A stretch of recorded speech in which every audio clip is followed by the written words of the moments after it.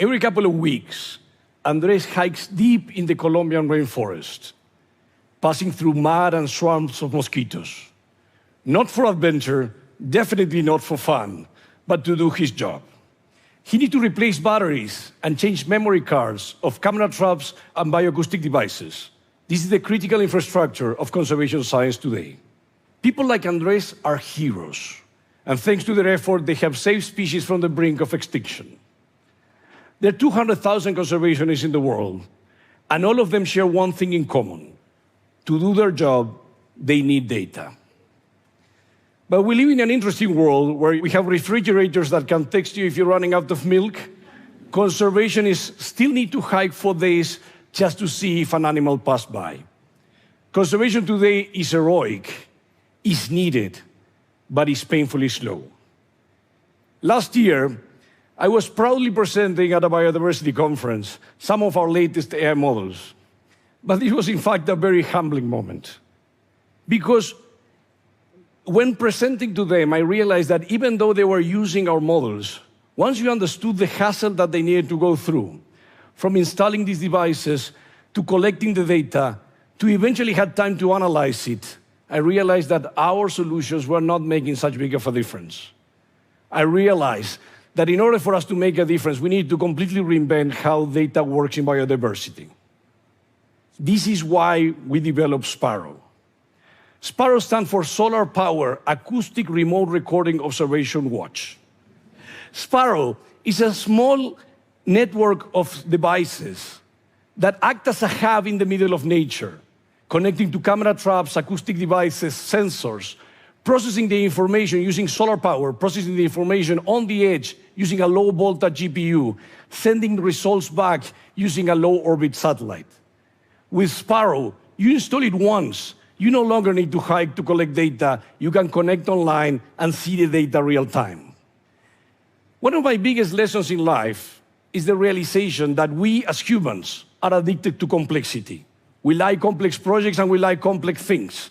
This is the reason we put a person on the moon before we add wheels to your luggage. Don't get me wrong, if you want to impress people, your solutions can be complex. If you want to have an impact in the world, if you want people to use your solutions need to be simple. Building simple solutions is hard, but it's certainly worth the effort. This is why our most important principle designing Sparrow is to keep it simple. Simple to develop, simple to deploy, simple to assemble. Sparrow is open source. Anyone, from conservation scientists to researchers to park rangers, can use it and improve upon it. You don't buy a Sparrow. You buy off-the-shelf component and you assemble it together. If you have the ability to assemble your own IKEA furniture, and I know that's not for everybody, you're ready to assemble a Sparrow. Even if simple, Sparrow is actually quite powerful. Camera traps is a technology that was created 4 decades ago. They have a sensor, and anytime that they see movement, they take a picture. Some of that movement is caused by animals. Majority of that movement is caused by wind or something else that moves. That's why majority of the pictures that camera traps took today look like these ones. No animals in them.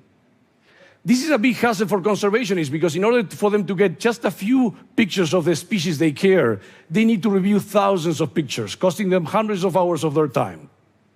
Sparrow solves this problem.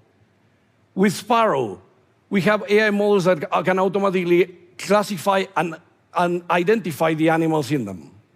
But Sparrow goes further. Sparrow not only can find a giraffe, Sparrow can find that giraffe. Animals like giraffe have a unique pattern, and that unique pattern doesn't change over time. You can use this to re-identify. It's like a fingerprint. You can use to re-identify that particular giraffe.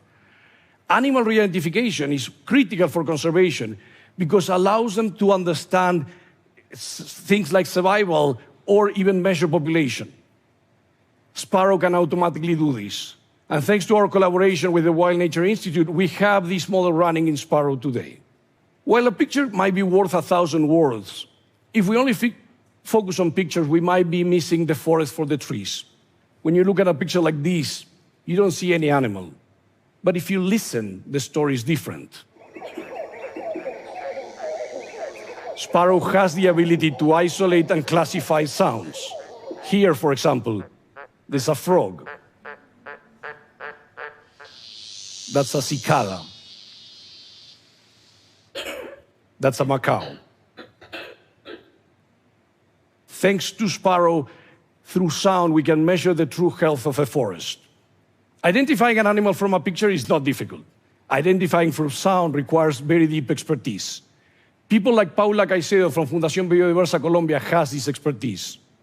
In every expedition, she collects 600 hours worth of sounds, and then she listens to every one of these hours. This is like binge watching the whole complete 8 seasons of Game of Thrones 10 times just to get a few samples of the animal she cares. Sparrow can help people like Paula. Paula can train Sparrow to focus on a particular animal or a particular call so she can save hundreds of hours of her time so she can focus on what she does best, having a better understanding and helping protect the animal she loves. Because Sparrow is connected online, Sparrow can actually send alerts. Wildfires are a major global threat, costing lives, billions in infrastructure, and the complete destruction of some of the most important biodiversity ecosystems. In a wildfire, every minute counts. Detect it early, and you can stop it with a shovel. But if you wait, you will need bulldozers, air tankers, and sometimes a miracle. Sparrow has the ability to do early detection of fire and send alerts to authorities. With Sparrow, we're not only collecting data, we can act on that data, and that data can help save lives. By the end of 2025, we will have Sparrow running in all continents. Sparrow will change the way biodiversity data works. Today, conservation moves at the speed of data, and when a conservationist installs a device to the time that it takes for that data to eventually get analyzed today, it takes months, sometimes a year. With Sparrow, we want to move from months to days. For some species, this delta can be the difference between survival and extinction. I dedicate this talk to the conservationists out there who have dedicated and even sacrificed their lives to help protect biodiversity in this planet. They might not wear capes, but make absolutely no mistake, they are superheroes. Yet they need our help. Our job, our responsibility, and our commitment today is that we will provide them with the best tools we can so they have a fighting chance. Thank you.